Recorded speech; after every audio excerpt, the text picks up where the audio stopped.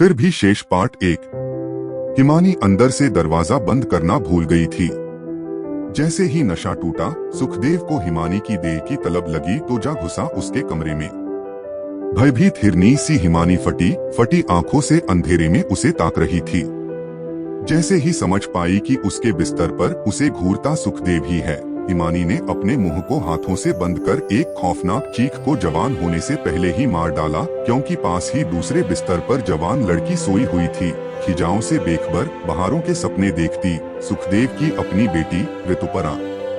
अगर उसकी आंख खुल जाती तो सोचते ही हिमानी का शरीर ठंडा पड़ गया। एक बार आना। मनी, कितने महीने हो गए तुझे छुए हुए? कहते कहते सुखदेव की मुद्रा बदल गई। वह दांत पीसते हुए गुर्राया, बहुत नखरे करती है साली। बिना जवाब दिए हिमानी पीछे हट गई। शराब का भभका उसके आस पास था। मेरी जोरू, ये कि मुझसे ही हर जाए इतना, किसके साथ सोना चाहती है? बता छिनाल, बोल। सुखदेव ने झपटकर उसकी कलाई पकड़ ली और उसे अपने से सटाते हुए उसके मुंह पर मुंह धरना चाहा, लेकिन बिजली की सी फुर्ती से हिमानी ने उसे दूर झटक दिया और लगभग भागती हुई बाथरूम में घुस गई। जब वह कमरे में वापस लौटी तो वहां खामोशी थी। उसे नहीं मालूम कि इस दौरान ऋतुपर्णा की नींद टूटी या नहीं। रात के सन्नाटे में वह अपने दिल की धड़कनें बखूबी सुन रही थी। मन ही मन बुदबुदाई, हे ईश्वर, तूने लाज रख ली। बेटी के सामने बेपर्दा होने से बचा लिया। इसको तो कुछ हया शर्म है नहीं, जानवर कहीं का। बहुत दिनों के बाद सुखदेव ने ऐसी हरकत की। वैसे वह हफ्ता 10 दिन में हिमानी के पास आने की कोशिश करता था। इसी से परेशान होकर वह दूसरे कमरे में सोने लगी थी जहां ऋतु सोती थी। सुखदेव अक्सर नशे में धुत आता। रात को जब तक उसका नशा थोड़ा फीका पड़ता, तब तक हिमानी दूसरे कमरे में जा चुकी होती थी। कभी बहाने से रसाई घर या बाथरूम में जाकर अंदर से दरवाजा बंद कर लेती तो सुखदेव कुछ देर बड़बड़ाता, दरवाजा पीटता और फिर थक हार कर सो जाता। आज भी सुखदेव अपनी चारपाई पर ढेर हो चुका था। रुक रुक कर उसका जिस्म हिलता तो वह बड़बड़ाता और फिर शांत हो जाता। हिमानी गुस्से में कुछ देर तक उसे घूरती रही, फिर अपने बिस्तर पर आकर लेट गई और आंखें बंद कर लीं, लेकिन भीतर से जागती हुई कहीं फिर आकर पकड़ लिया तो संशय भीतर फैल रहा था। किसी दिन कुछ सूंघाकर चढ़ बैठा तो महीने भर बाद उसकी देह अंकुरित होने लगी तो वह क्या करेगी? वह तो कसम खा चुकी है कि इस गलीज इंसान के बीज को अपनी कोख की माटी नहीं बख्शेगी। शुरू में ऐसा नहीं था। सुखदेव के लिए इतनी नफरत हिमानी की सोच में नहीं थी। सुखदेव को उसने अपना सब कुछ सौंपा था, सब दिया था, हर सांस, हर लम्हा। वह जब ब्याह कर इस घर में आई थी तब ऋतुपर्णा 7 साल की थी और नरेंद्र 5 का। हिमानी ने खुद ही निर्णय कर लिया था कि 4-5 वर्ष तक अपने बच्चे के बारे में सोचेगी भी नहीं। उसने वैसा किया भी। अपना सुख दुख भूलकर रात दिन बच्चों की देखभाल में जुटी अपने से लगभग दोगुनी उम्र के सुखदेव के साथ सोती रही। हालांकि शुरुआत में सुखदेव के साथ एक बिस्तर पर सोने में उसे घबराहट महसूस होती थी। शाम होते ही सोने वाला कमरा भयावह लगने लगता, जैसे उसकी दीवारें शीशे की हों, जिनसे छनकर आती रोशनी में उसके बदन के कपड़े पारदर्शी हो जाएंगे।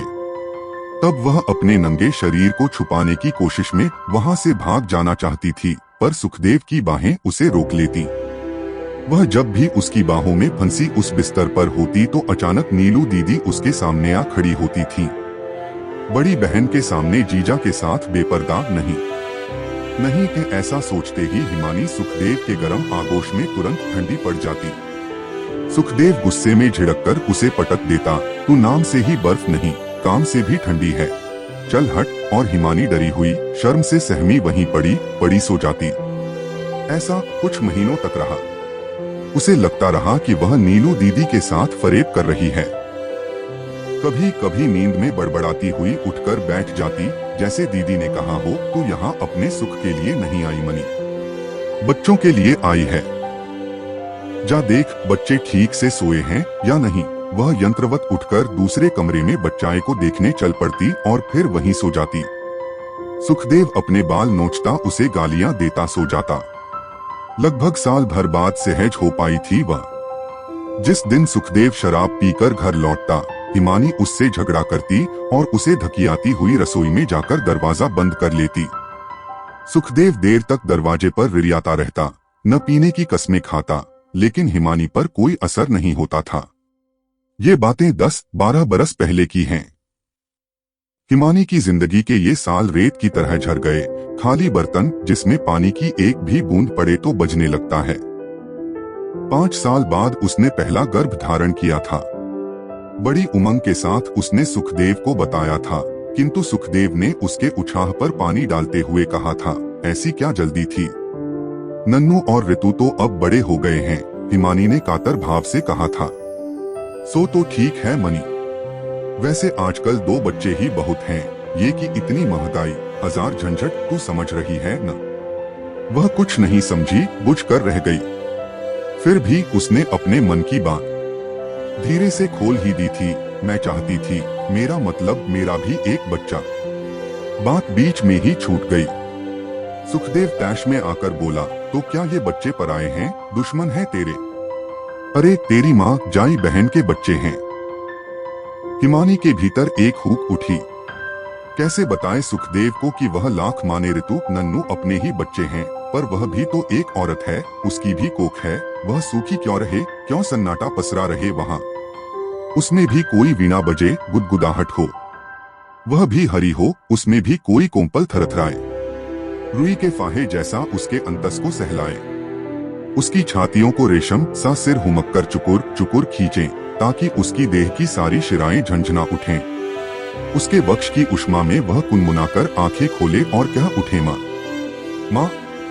ऋतुपर्णा और नरेंद्र उसे माँ नहीं कहते, मौसी कहकर बुलाते हैं। शुरू में हिमानी को भी माँ सुनना नहीं भाता था।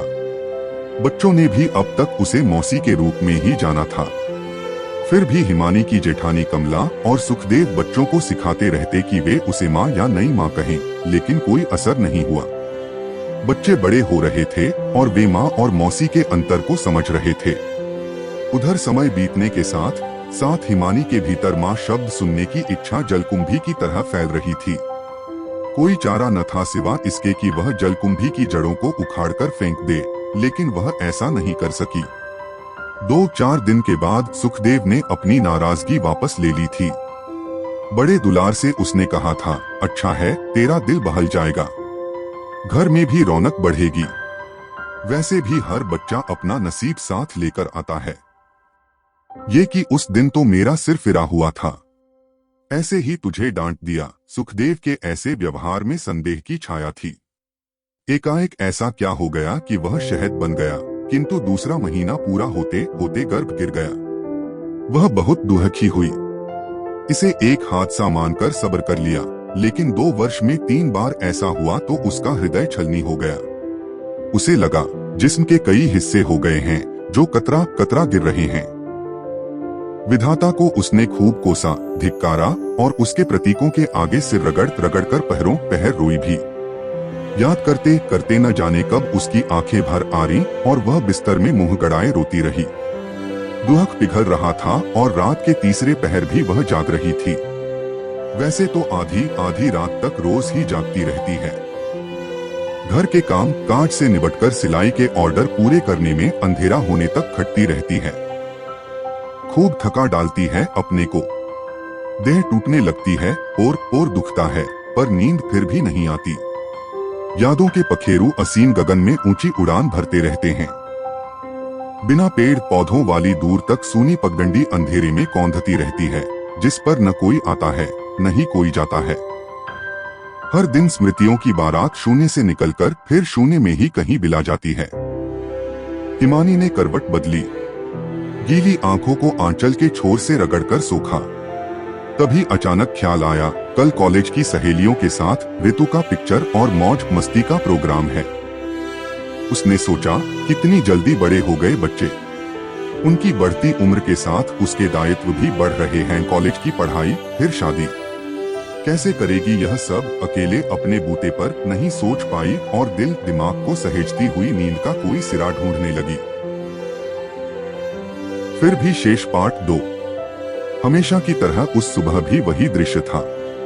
हिमानी घर के चौक में आई तो जेठानी कमला ने उसे खा जाने वाली नजरों से घूरा। जिस रात भी हिमानी और सुखदेव में उठा पटक होती, सुबह उठकर उसे जेठानी और सास के तीर ताने झेलने पड़ते। ईश्वर बचाए इस घर से। हाय हाय, रोज ड्रामा, इतने साल हो गए फिर भी इतने नखरे। आसमान से उतरी है क्या कहकर वह गर्व से सीने पर हाथ रखकर कहती, अरे हमें देखो, 25 साल हो गए इस घर में आए, क्या मजाल की आवाज कभी देहरी से बाहर निकली हो। कभी कहती, अजी 10 बरस तक गली में मुंह नहीं देखा किसी ने, और बाबूजी ने आखिरी दम तक हमारी ऊंची आवाज नहीं सुनी। और एक ये है नवाबजादी, बेहयाई पर उतारू। बूढ़ी सास भी उसी तान में अपना सुर मिलाने बैठ जाती, मैंने क्या देखा नहीं। और इसकी बड़ी बहन शिवानी भी 8 बरस तक सलीके से रही। यही कलमुही सबकी नींद हराम किए रहती है। मेरे सुखदेव की तो जिंदगी ही रुल गई। बीवी का सुख बेचारे के नसीब में ही नहीं है। कभी कभी बड़ा भाई हरदयाल भी गुस्से में उबाल खा जाता हुए, और कुछ हया शर्म करो। घर शरीफों का है, शरीफों की तरह रहो, नहीं तो उठाओ यहाँ से डेरा। जो लेना है ले लो एक बार, जान तो छूटे रोज रोज के रंडीपने से। घर में बच्चे हैं, उनका भी लिहाज नहीं करते, साले कंजर। उस दिन भी यही सब हुआ।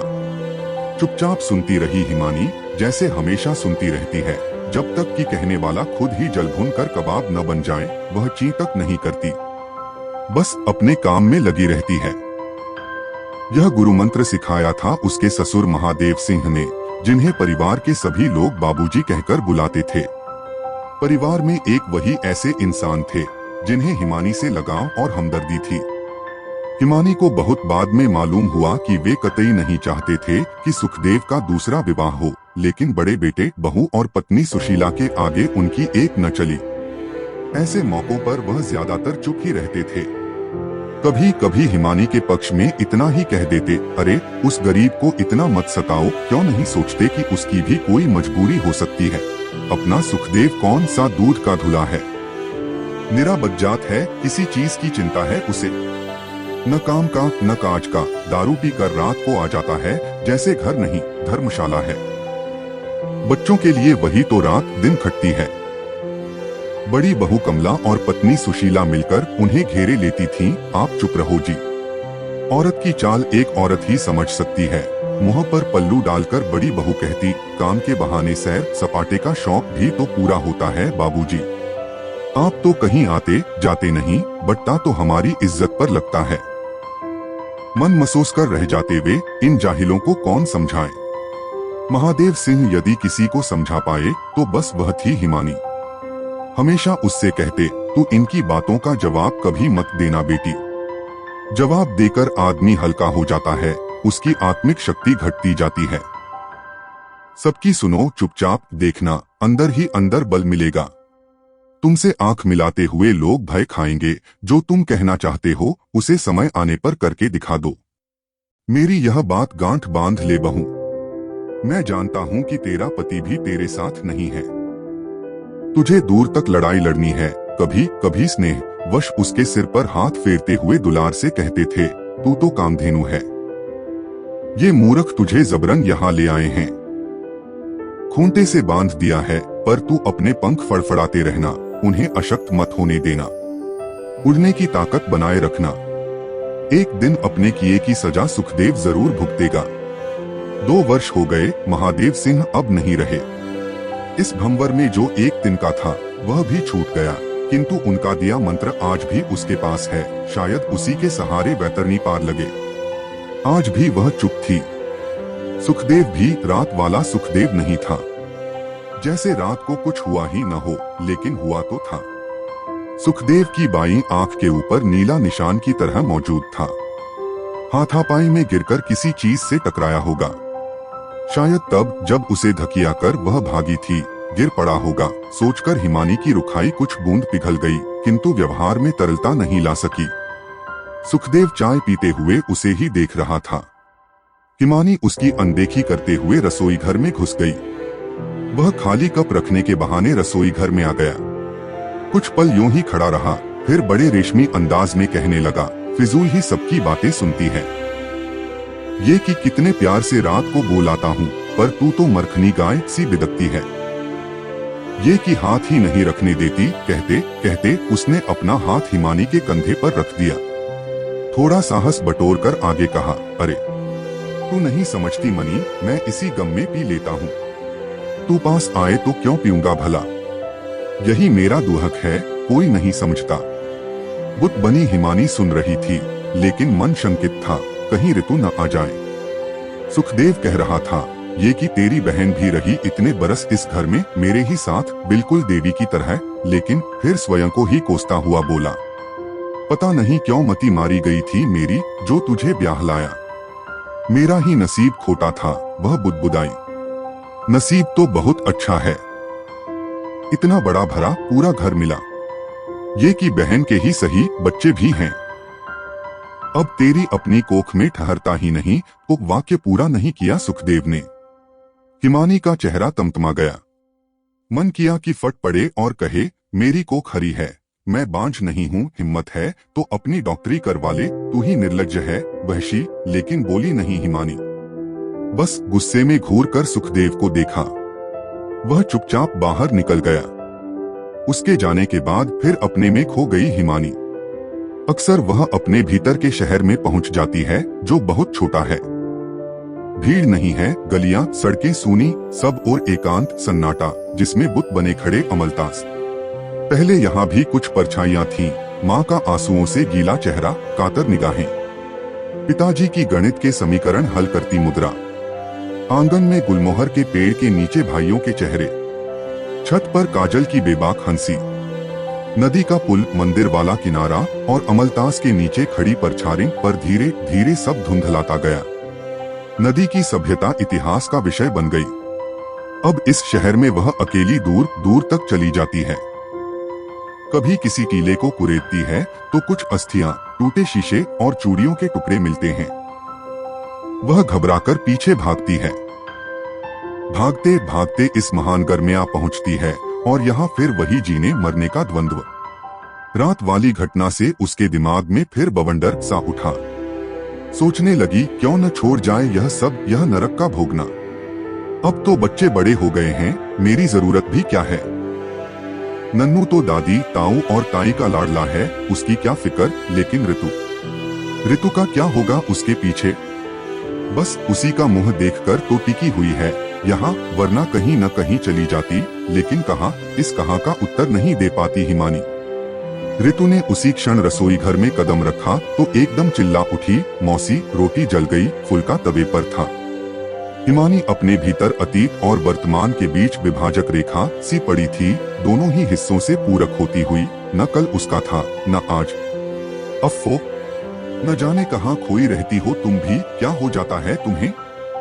मुंह क्या हड़बड़ाकर हिमानी ने पूछा, क्या हुआ, कब आई तू। कुछ नहीं, बस रोटी जल गई। हिमानी बुदबुदाई, हाँ, राख का ढेर बचा है, न धुआं न चिंगारी। अचकचाकर ऋतु ने हैरत से घूरा उसे, फिर प्यार भरे लहजे में बोली, ये लक्षण अच्छे नहीं हैं मौसी। पता है, डॉक्टर कहते हैं कि यह पागल होने की पहली निशानी है।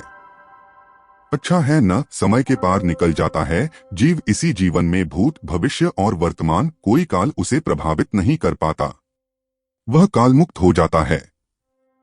हिमानी की इस टिप्पणी पर ऋतु मुस्कुराई, वाह, तुम तो एकदम फिलोसफर की तरह सोचती हो मौसी। वाह, मजा आ गया।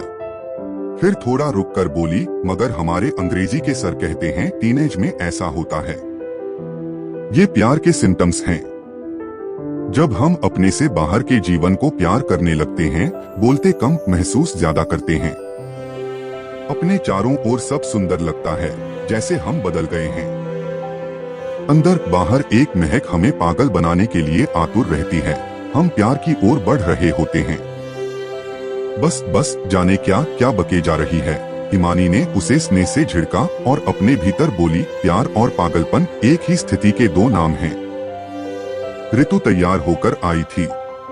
झटपट नाश्ता किया और चलते चलते नजरें झुकाए, गर्दन खुजाते हुए बोली, मौसी कुछ पैसे। हिमानी भीतर हंसी। अच्छा, तो सारा प्रेमालाप इस क्लाइमेक्स के लिए था। लेकिन 50 का नोट देखकर एकाएक ऋतु का स्वर बदल गया। इससे क्या होगा, सहेलियां तो। तुम बहुत कंजूस हो मौसी। हिमानी का दिल धक से रह गया।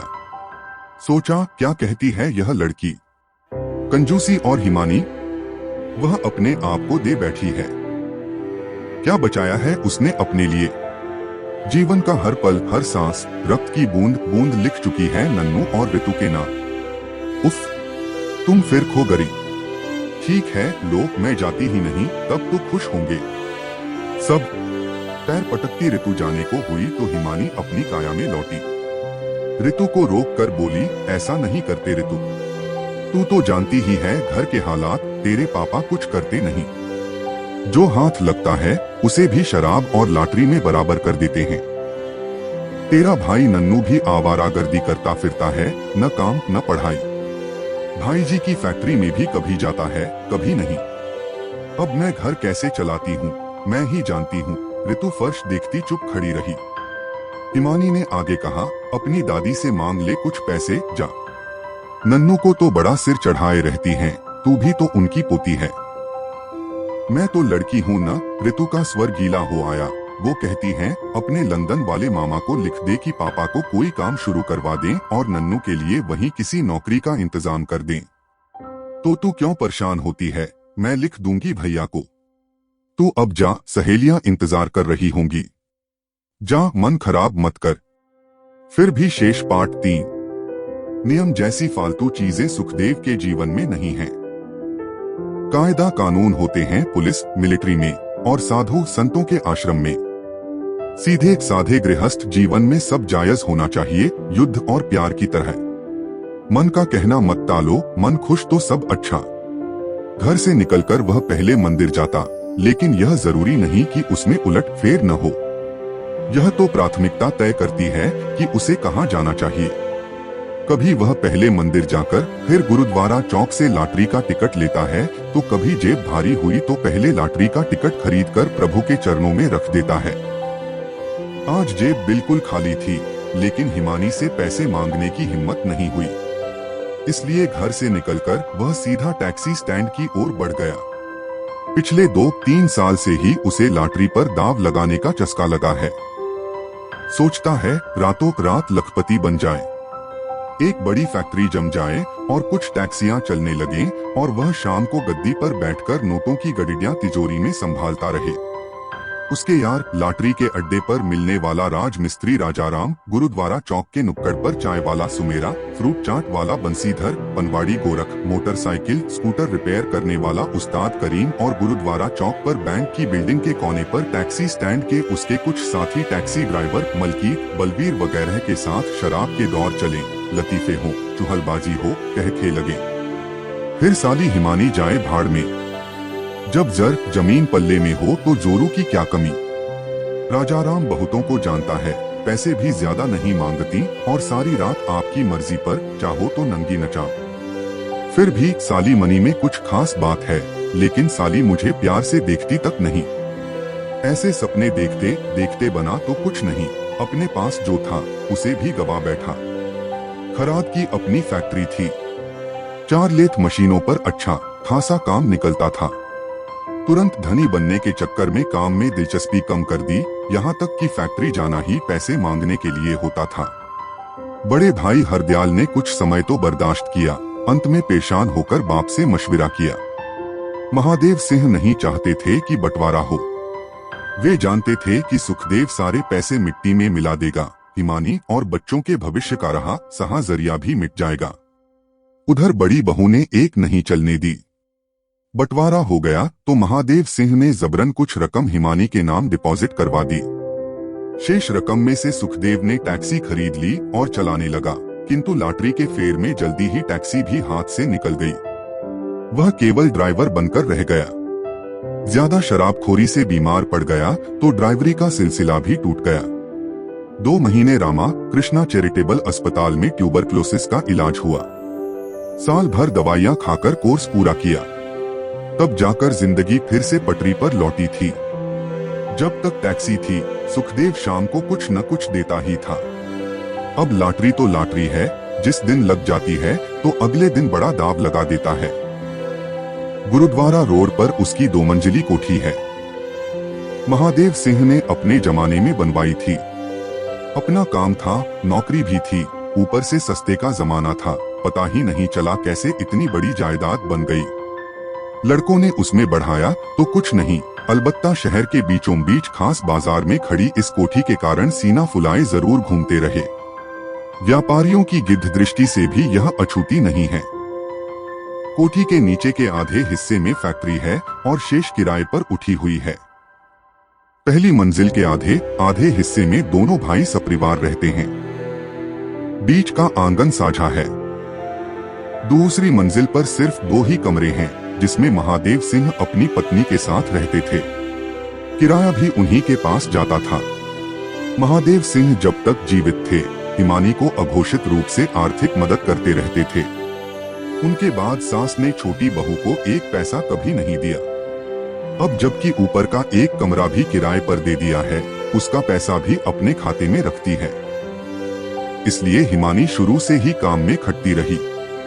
वह जान गई थी कि बच्चों को पालना पोसना है तो सुखदेव के भरोसे नहीं रहा जा सकता। ऐसी स्थिति में हिमानी प्यार भरी नजर कहां से ले आए? सुखदेव यह सब नहीं जानता। जानता भी है तो महसूस नहीं करता। सुखदेव जब चाय वाले सुमेर सिंह की दुकान पर पहुंचा तो वह खींच से भरा हुआ था। जब दिन खोटा हो तो सब तरफ से लात ही पड़ती है। टैक्सी स्टैंड पर नरेंद्र नहीं मिला तो उसने यही सोचा था, आज का पूरा दिन उधारी पर गुजरेगा। ठेकेदार से पूछताछ करके वह लौट ही रहा था कि तभी नरेंद्र आ गया।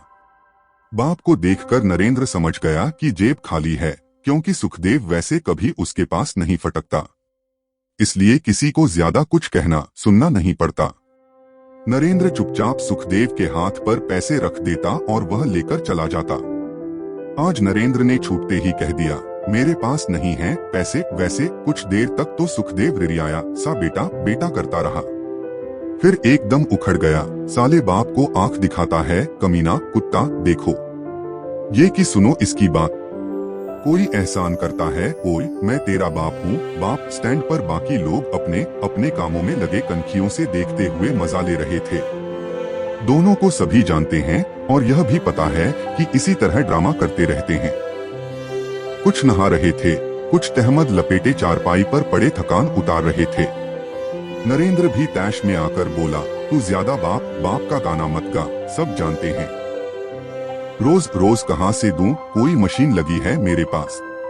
और यह बता, बाप होकर तूने किया क्या है, क्या दिया है मुझे? हिस्से की जो रकम थी वो भी उस महारानी ने बैंक में डाल दी अपने नाम, जा उसी से मांग। उसने नहीं दिए बेटा, तभी आया हूँ तेरे पास, और कहाँ जाऊं? ये कि तू मेरा गला घोंट दे। किस्सा खत्म कर एक दफा में सुखदेव ने रुख बदलकर देखा था। किसी ने चुटकी ली, बड़ा चालू है, लाइंडे के लिए भी फांसी का इंतजाम कर रहा है। ठेकेदार जगतार सिंह पुराना परिचित था, कभी साथ साथ टैक्सी चलाते थे। जब सुखदेव गुस्से में भरकर चिल्लाया, बुढ़ा होगा तेरा बाप कूदते, ये कि अपनी बहन को भेज तब पता चलेगा, बुढ़ा बोलता है। तब टैक्सी स्टैंड के ठेकेदार ने ही रोका था, अरे यार अब बस भी कर, लड़का है, मजाक कर दिया। मैं कहता हूँ तू छोड़ लाटरी बाजी, फिर से गाड़ी क्यों नहीं चलाता? इस बात पर भी दूसरे ड्राइवर ने टिप्पणी कर दी, ओ साहब जी, उससे तो अब घर वाली टैक्सी भी नहीं चलती। इससे पहले कि ठेकेदार उस लड़के को डपटता, तब तक नरेंद्र उससे जाकर भिड़ गया। लात घूंसे दोनों ओर से चलने लगे। आस पास से सभी लोग बीच बचाव के लिए दौड़े। नरेंद्र जोर जोर से चिल्ला रहा था, बहन के साले काट डालूंगा, घर तक पहुंचता है। लेकिन नन्नू ही देखते देखते लहू लुहान हो गया। मुकाबले में दूसरा लड़का शरीर और उम्र से भारी था। चौराहे पर खड़ा पुलिस वाला भी अधमका। जगतार के बहुत समझाने के बावजूद दोनों को पकड़कर थाने ले गया। ऐसे में सुखदेव मौका देखकर ही दूर हट गया था। उसने सोचा था, अगर उसे भी पकड़ ले गए तो भूखा पेट पुलिस के डंडों से भरेगा। दूसरी बात यह कि बाहर रहकर ही वह नन्नू को छुड़ाने की कोशिश कर सकेगा। सुखदेव ने चाय पीकर गिलास रखा ही था कि लॉटरी के अड्डे पर मिलने वाला मिस्त्री राजाराम सामने खड़ा था। 2 बीड़ियां सुलगाकर उसने एक सुखदेव को दी और दूसरी को अपनी उंगलियों में दबाकर बोला, क्या है गुरु, आज उधर नहीं आए? सुखदेव कुछ जवाब देता, इससे पहले ही गोरख ने कहा, आज गुरु उखड़े उखड़े हैं, कुछ बोलते ही नहीं। टेंट में दाम न हो तो हंसना बोलना भी नहीं सुहाता भाई, ये कि ऊपर से वो हरामखोर नन्नू खामखा मार पीट कर बैठा। अब पुलिस ले गई उठाकर, ये कि उनकी दक्षिणा के लिए भी रोकना चाहिए। यहाँ किस्मत पर ऐसा ताला लगा है कि 1500 से ऊपर इनाम ही नहीं निकलता। उसकी इस मायूसी पर सबने मुंह छोटा कर लिया। जी छोटा ना करो सुखी लाला, लाखों की जायदाद खड़ी है बीच बाजार में। तुम तो भैया 16 आना टनाटन सेठ हो, एकदम लखपति। क्या है भाई, इसमें कुछ झूठ है क्या? राजाराम और गोरख ने भी हाँ में हाँ मिलाई। एक पल में सुखदेव का सपना जैसे साकार हो गया। वह महसूस करने लगा कि वह लखपति है। जेब में हाथ डाला, खाली थी, एक बीड़ी तक नहीं निकली। राजाराम ने उसे फिर बीड़ी जलाकर दी। बिल्डिंग का कुछ होगा तभी जेब में नोट आएंगे, जब कहो तब पार्टी से बात करवा दूं, पर तुम तो पहले हरदयाल से बात करो। जब मौका होगा तभी बात करूंगा भाई। जानते तो हो ये कि घर में मेरे सभी दुश्मन हैं। सबसे पहले तो उस नन्नू को छुड़ाने की जुगाड़ करनी पड़ेगी। ये कि क्या आफत है, सालिकरे कोई भुगते कोई। उसकी इस बड़बड़ाहट पर बीड़ा बांधकर ग्राहक को निपटाते हुए गोरख बोला, तुम्हारे घर वालों के तो बड़े बड़े लोगों से रसूख हैं, तब काहे की फिक्र। सुना है घर भी आना जाना है। उसने आंख दबाकर यारों की ओर देखा, सभी मुस्कुरा रहे थे। सुखदेव ने घूरकर गोरख को देखा, कुछ देर बाद बोला, समझता हूँ, सब समझता हूँ पनवाड़ी, ये कि शहर आकर बहुत चर्बी चढ़ी है तुझे साला। ये कि जब देखो तब देख देख सुखी, गाली नहीं देना। हाँ बोल देता हूँ। राजाराम ने सुखदेव को शांत किया और गोरख को बनावटी डांट पिलाई। फिर सुखदेव के कान में फुसफुसाकर कुछ कहा, जिसे सुनते ही उसके चेहरे पर रौनक लौट आई। बात ये कि राजाराम, यह हुई ना बात। और क्या, जब वो अंदर जाएगी तभी इन झंझटों से लड़ने की हिम्मत आएगी। दांव के लिए कुछ पैसों का भी इंतजाम हो जाएगा। तू चल तो सही। जब वे दोनों चलने को हुए तभी करीम मिस्त्री हाथों में लगी गिरीस पोंछता हुआ चाय पीने आया। वह पूछता ही रह गया कि भाई कहाँ चल दिए, पर वे रुके नहीं। सुखदेव ने सुना गोरख कह रहा था, अरे मियाँ भाई और कहाँ जाएंगे, मुल्ला की दौड़ मस्जिद तक। साथ ही यह भी जोड़ दिया, माफ करना कहावत है। बात को अब चाट वाले बंसीधर ने अपने हाथ में लिया। बोला, ये हरामी है गोरख, उसके सामने उसकी घरवाली के बारे में ऊंच नीच बकता है। अरे बकता क्या है, वही रेडीमेड कंपनी वाले सब जानते हैं। हमने एक दिन कह दिया, हम क्या मर गए हैं भौजी, हमें भी कभी सेवा का अवसर दो। बस सुनते ही बिगड़ गई। बहुत भला बुरा कहा, पुलिस की धमकी दी। अब समझा तुम खंबा क्यों नोच रहे हो, जोर से हंसा बंसीधर। उसके हाथ से कटे हुए फल का टुकड़ा उछलकर नीचे गिर गया। बड़ी दमदार औरत है, जब भी देखता हूँ खुदा कसम। सुखी की किस्मत पर रस्क होता है, छदूंदर के सिर में चमेली का तेल। क्यों गोरख, कहावत ठीक है। एकदम खरी कहकर गोरख ग्राहकों में व्यस्त हो गया। मिस्त्री के पीछे पीछे सुखदेव घिसटता चला जा रहा था। जब वह रेडीमेड कंपनी की बिल्डिंग के सामने से गुजरा तो एक पल ठिठका, फिर घृणा और क्रोध के मिले जुले भाव से उस ओर थूक दिया। राजाराम ने मुड़कर पूछा, क्या हुआ? तो सुखदेव कुछ नहीं कहकर फिर चल पड़ा। फिर भी शेष पार्ट 4। जवान होती परी जैसी लड़की के लिए यहाँ कुछ नहीं हो पाएगा, कौन करेगा? शराबी निकम्मा बाप, आवारा भाई, कंजूस दादी, जेठ जिठानी तो पहले ही सारी जायदाद अकेले हड़पने के लिए प्रपंच रचते रहते हैं। चाहते हैं कि नशा पानी के चक्कर में नन्नू और सुखदेव दोनों ही मर खप जाएं। तभी तो मेरी कोख भी। सोचते हुए हिमानी का चेहरा तमतमा गया। मार्च बीत रहा था, दिन काफी खुल गए थे। पंछियों ने ठिठुरन में जकड़े डैने फैला दिए थे। वे ऊंची परवाज ले रहे थे। बाग बगीचों में फूलों की फसल तैयार थी। मौसम में नए जीवन की खुशगवारी थी। यह एहसास भी सबके लिए एक जैसे कहाँ होते हैं। मन के ताप और नमी का बड़ा योग होता है। मनस्थिति जैसी हो, मौसम वैसा ही हो जाता है। तभी तो इस फसले बहार में भी हिमानी के लिए कोई फूल नहीं है। उसे तो लगता है फसल कट चुकी है। वह कटे खेतों के बीच अकेली बैठी सिला बीन रही है, पर सिला मिल नहीं रहा। फसल काल के क्रूर हाथों ऐसी कटी है कि एक बाली तक शेष नहीं, एक फूल तक नहीं गिरा मिट्टी में। फिर भी उसे तो सिला ही ढूंढना ही है सारी उम्र। चलते चलते मशीन में धागा उलझ गया, गुच्छा सा बन गया। वह सिरा ढूंढती है, धागा सुलझाती है, मशीन फिर चलने लगती है। घर के काम से फारिग होकर हिमानी सिलाई में जुटी है। छुट्टी का दिन था, इसलिए स्कूल नहीं जाना था। एक कतरन से दूसरी, दूसरी से तीसरी कतरनें जुड़ती चली जा रही हैं। एक सुंदर सा गाउन बन गया है। हिमानी सोचती है, जिंदगी में जो उलझता है, टूटता है, वह क्यों नहीं सुलझ पाता, क्यों नहीं जुड़ पाता उसी क्रम और लय में। जैसे लय का शब्द शब्द अलग होना, फिर शब्द शब्द जुड़कर लय हो जाना। क्यों नहीं बन पाता एक सलोना सपना, छोटे छोटे पलों का कतरन सा जुड़कर। उसने भी सिला था तब एक सपना, नदी के किनारे पुल के ऊपर बहते हुए पानी के साथ। ऋतु जितनी ही उम्र थी उसकी भी। आज सुबह जब ऋतु को देखा तो बस देखती ही रह गई। कद छोड़कर शेष बिल्कुल शिवानी दीदी पर गई है ऋतु। धीरे धीरे अतीत की गर्द में धुंधलाए तमाम सपने उसकी आंखों में उतरने लगे। शिवानी दीदी की शादी हुई थी, तब हिमानी स्कूल में थी। शिवानी जैसे तैसे बीए कर चुकी थी। बहनों के बीच दो भाई थे। रघुनाथ प्रसाद ने अपनी औकात से बढ़कर रिश्ता ढूंढा था।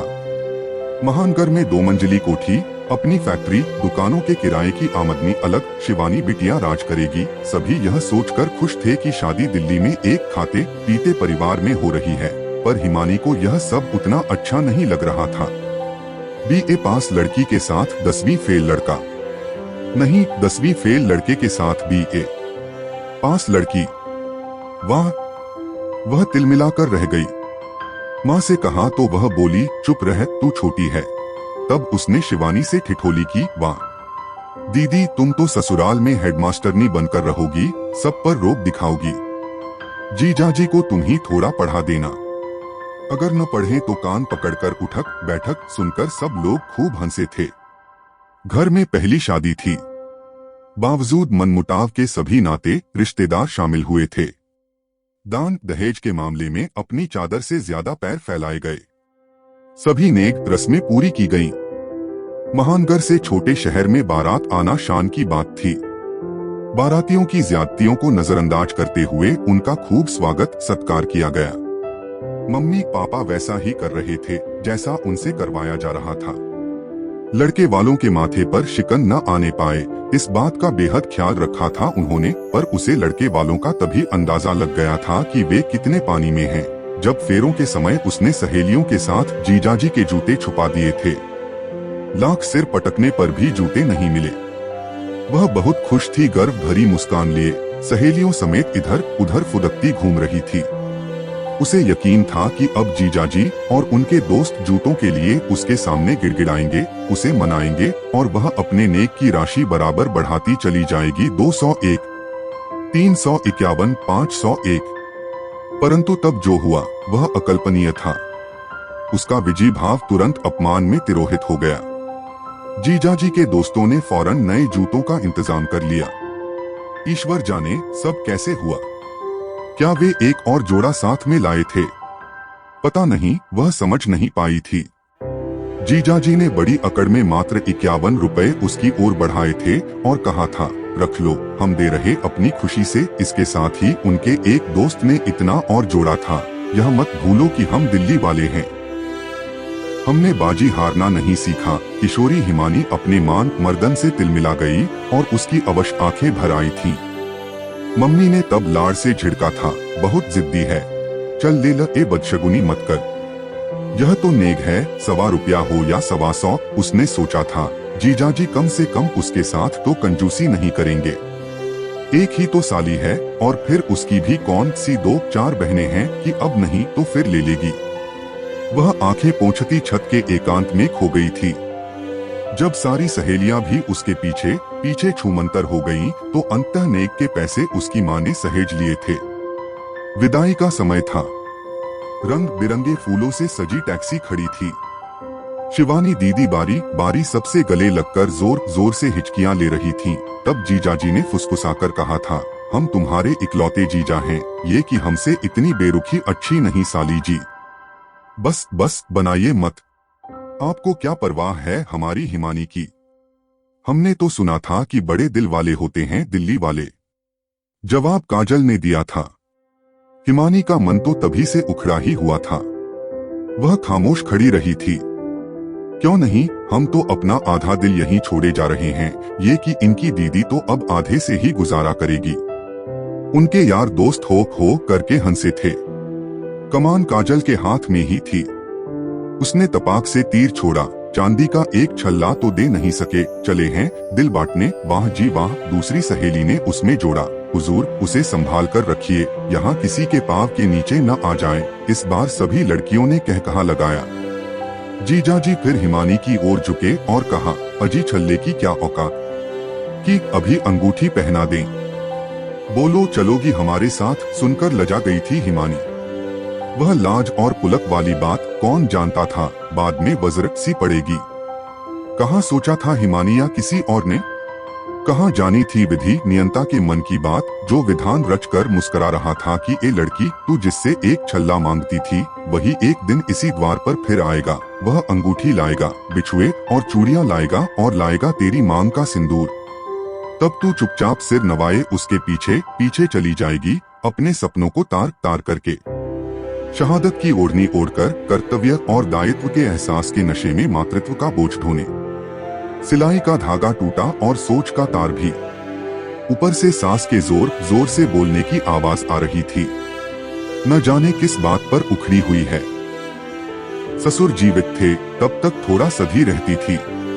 अब तो किसी भी बात पर आनियत बाय बकने लगती है और हर बात विषय में हिमानी को जरूर घसीट लेती है और कोस कोस कर जी हल्का करती है।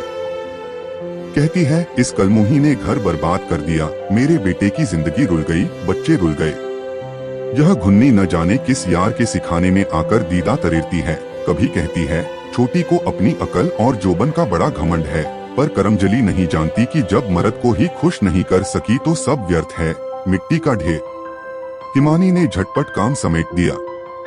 खबर ही ऐसी थी।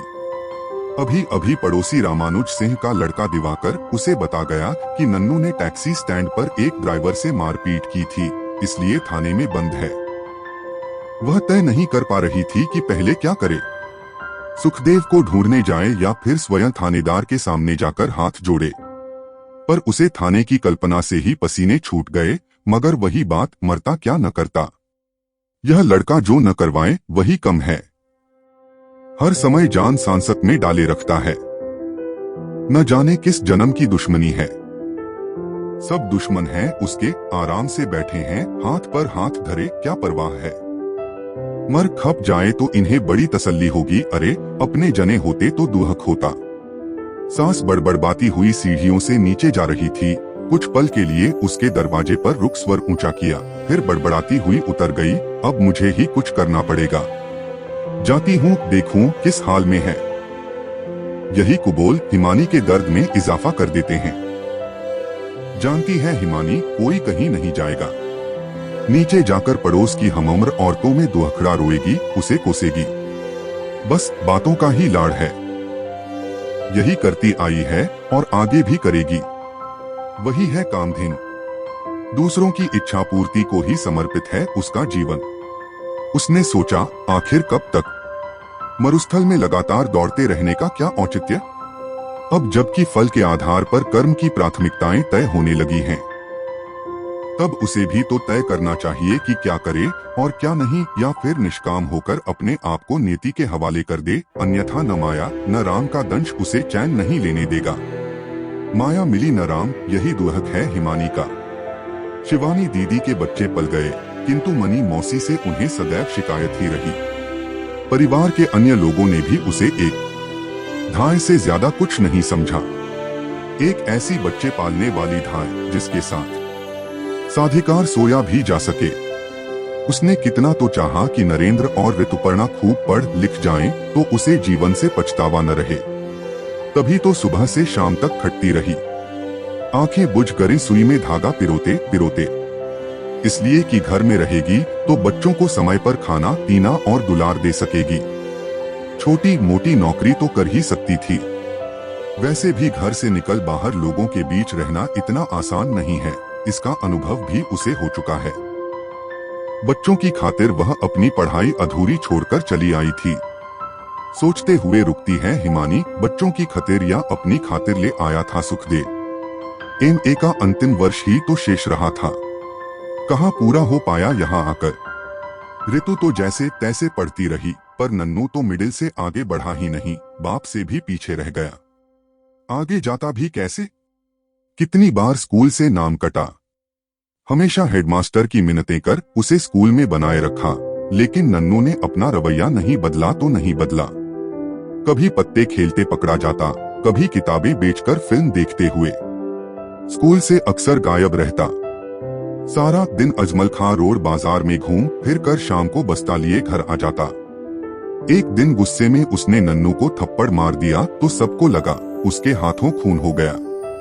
रोते रोते नन्नू दादा दादी के पास जाकर जोर जोर से चिल्लाया था, मेरी माँ नहीं है न इसीलिए मारती है मुझे, पापा से कहूँगा इसे घर से निकाल दें, न जाने कहाँ से आ गई मौसी फौसी।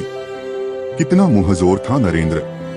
उसने डांटकर इतना ही तो पूछा था कि स्कूल क्यों नहीं गया और फीस के पैसों से फिल्म क्यों देखी। सुनकर कुछ देर उसे घूरता रहा, गुस्से में मुंह फुलाए, फिर तमतमाकर बोला था, नहीं जाऊंगा नहीं जाऊंगा, क्या कर लेगी तू?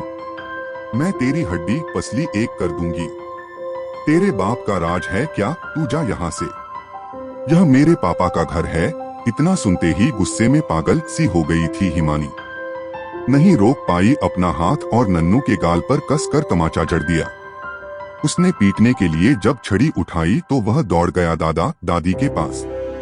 देख रहे हो जी अपनी लाडली बहू के हौसले, घर में और भी लोग हैं बच्चों को समझाने बुझाने के लिए, पर इसके हाथों में बड़ी आग लगी है। करमजली ने मुंह लाल कर दिया मेरे बेटा का। सास गोद में लेकर नन्नू का गाल सहलाते हुए चिल्लाई थी। ससुर महादेव सिंह चुपचाप पत्रिका के पन्ने पलटते रहे थे।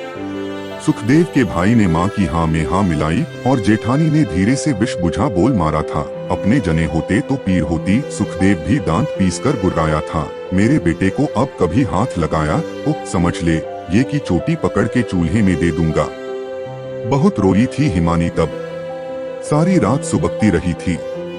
किसी ने उसके कंधे पर हाथ नहीं रखा, किसी ने नहीं कहा कि तुझे हक है बच्चों को डांटने डपटने का, भला तू बुरा थोड़े ही सोचेगी इनके लिए।